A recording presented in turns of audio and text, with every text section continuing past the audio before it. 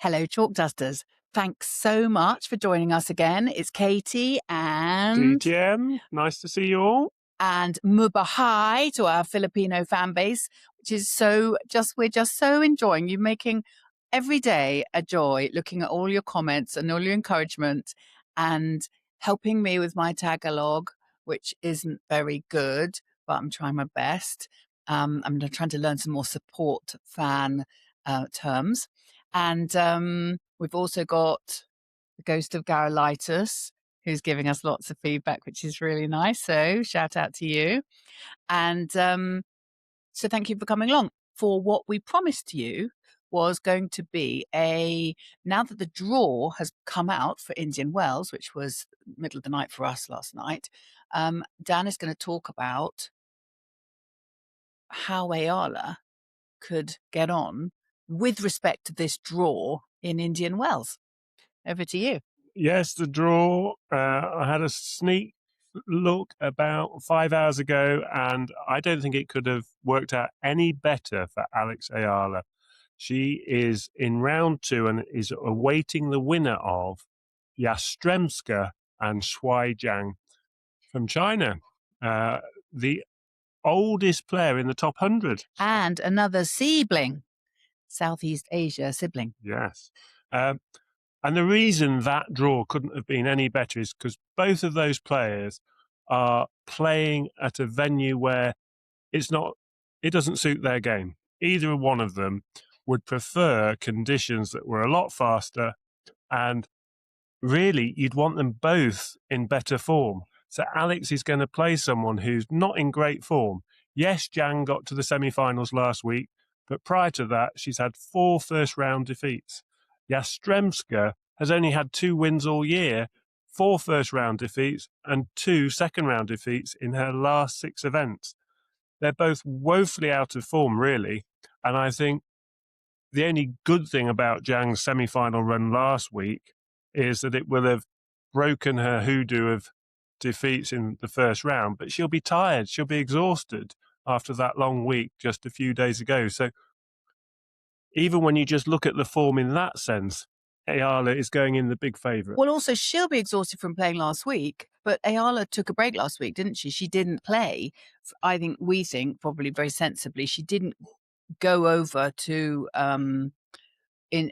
Mexico or Austin. She took a break after the Middle East, and so that she's preparing herself for the big event, Indian Wells. Yeah, when she takes to the court on Friday, Alex will have had over 2 weeks off since she lost to Coco Gauff in Dubai.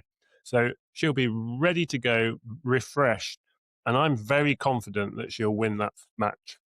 Wow. He doesn't say that very often.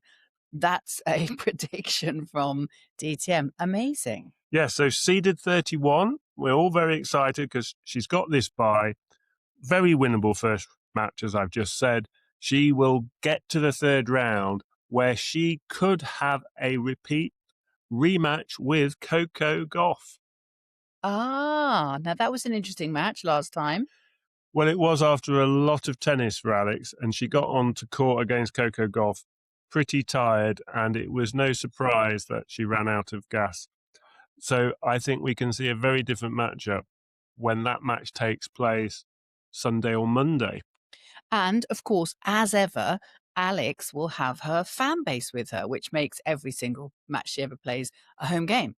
And they'll all be screaming for her and creating this wonderful atmosphere that we're so enjoying and so positive, so supportive of women, of the Southeast Asian women, she's just a joy for me anyway. She's a positive gust of fresh air in the tennis world, as well as the whole world, actually, for me.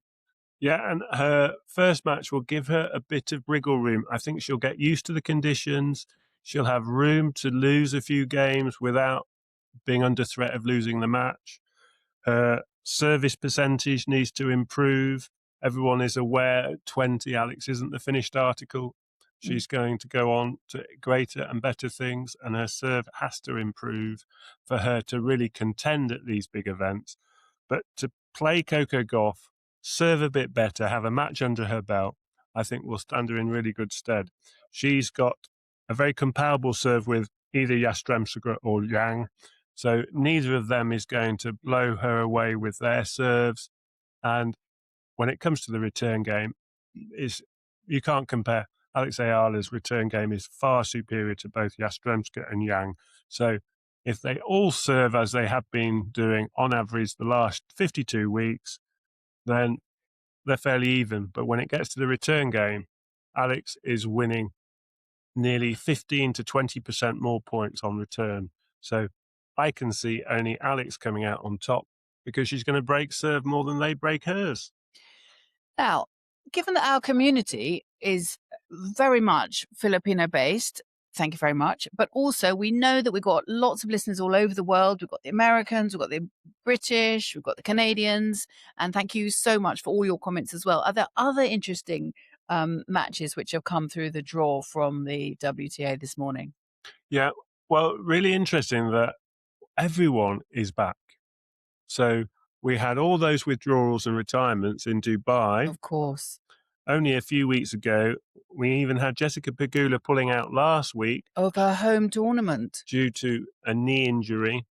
A lot of those injuries have been recovered from, which Well, is praise the Lord. great for their physios and all the other team members that help them with their recovery.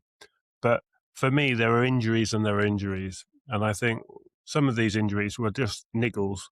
And when it comes to this event, as I said previously, it really is the biggest event outside the 4 Grand Slams. Well, So, we say there's niggles, but it's also a little bit about smart scheduling that we've talked about before on the pod. We've talked about it in the blog as well. About it's a very long year, and they need to insert some breaks. So if they have a little niggle and take a week off because of it, especially if they're smart people around them are working out where the scheduling lies regarding the WTA points, then I wouldn't blame them for that.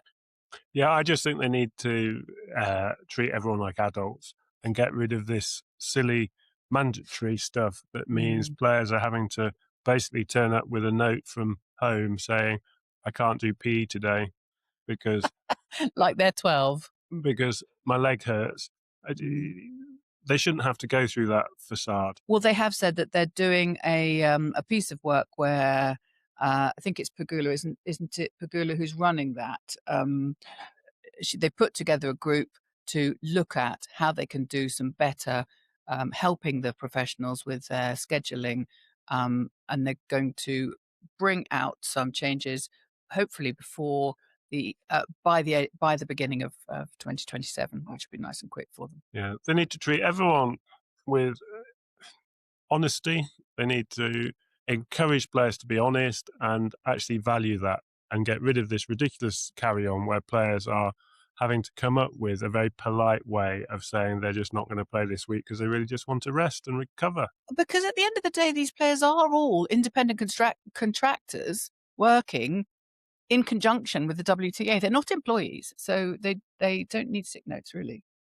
So everyone playing Sabalenka, number 1 seed at the top half.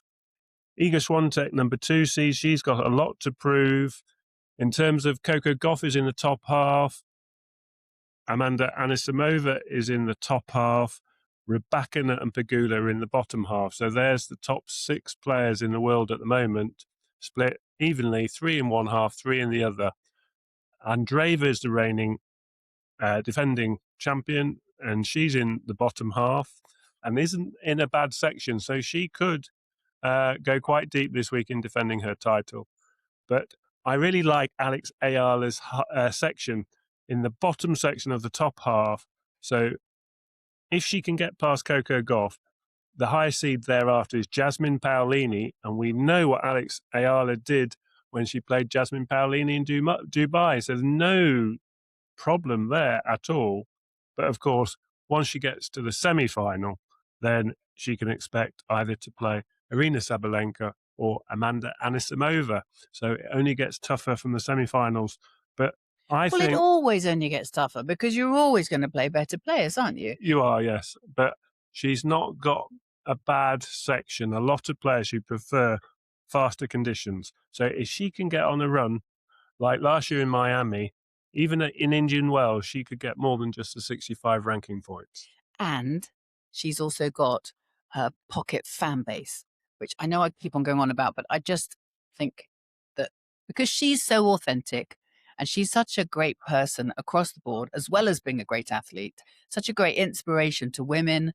I just think it's fantastic. And the authenticity of her game is bringing people into being interested in tennis who really weren't interested in tennis before. And maybe that's how they found us, because obviously I'm a bit of a tennis numpty, relative anyway to Dan, who kind of knows everything. Bit of a stato in tennis, but there you are. So we said we'd do it. That was it today. Quick run through of the how it all looks for the players now that the draw has come out for Indian Wells. The other thing we promised you, and we're going to do, and we'll post up for tomorrow, is we told you we were going to give you a secret podcast on how we get into Wimbledon. And we're going to do that later. So good to see you all, and sign up for the newsletter if you want to on they do this, don't they, on podcasts? They say on the thing below. I don't know what that is. I'll work it out. But really love to see you all, and Laban Alex. Enjoy your tennis. Bye bye. Bye.